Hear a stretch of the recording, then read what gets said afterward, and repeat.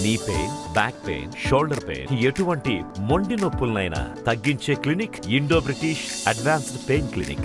రాష్ట్ర ముఖ్యమంత్రి జగన్మోహన్ రెడ్డి రాయలసీమ మొత్తం బస్సు యాత్ర ముగించుకొని కోస్తా ఆంధ్రలోనికి ప్రవేశించడం జరిగింది. తొలిసారిగా ఆయన తిరుపతి జిల్లాలోని కాళహస్తి వద్ద జరిగిన సిద్ధం సభ అనంతరం ఆయన నిన్న సాయంత్రం నెల్లూరు చేరుకోవడం జరిగింది.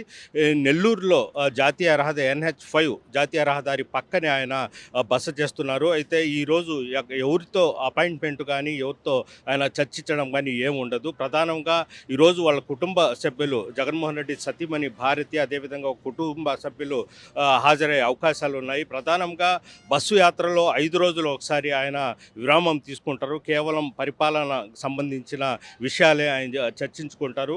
ఎవరితో కానీ అంటే వైఎస్ఆర్సీపీ నాయకులు, అదేవిధంగా ప్రజెంట్ ఇప్పుడు పోటీలో ఉన్న అభ్యర్థులతో ఎవరితో కూడా ఆయన చర్చించే అవకాశాలు లేవని కూడా వాళ్ళ అధికారులు చెప్పడం జరుగుతుంది. అయితే ఈ పార్టీకి నేషనల్ హైవే పక్కన జగన్మోహన్ రెడ్డిని కలిసేందుకు చాలామంది ఇక్కడికి హాజరైనప్పటికీ ఎలాంటి అపాయింట్మెంట్ లేదని కూడా చెప్పడం జరుగుతుంది. అయితే ఈరోజు మొత్తం ఆయన పరిపాలనకు సంబంధించిన విషయాలే చర్చించుకుంటారు. అదేవిధంగా భారతి వాళ్ళ కుటుంబ సభ్యులు మాత్రం ఇక్కడికి హాజరవుతున్నారు.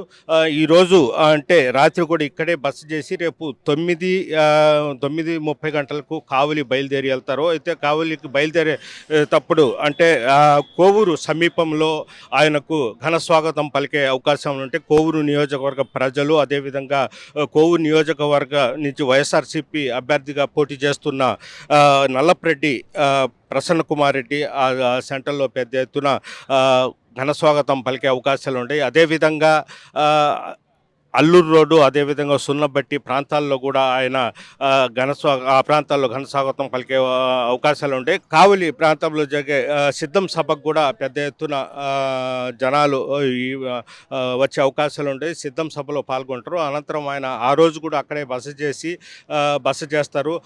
రేపు మాత్రమే వైఎస్ఆర్సీపీ అభ్యర్థులు, అదేవిధంగా నేతలతో ఆయన చర్చించే అవకాశాలు ఉన్నాయి.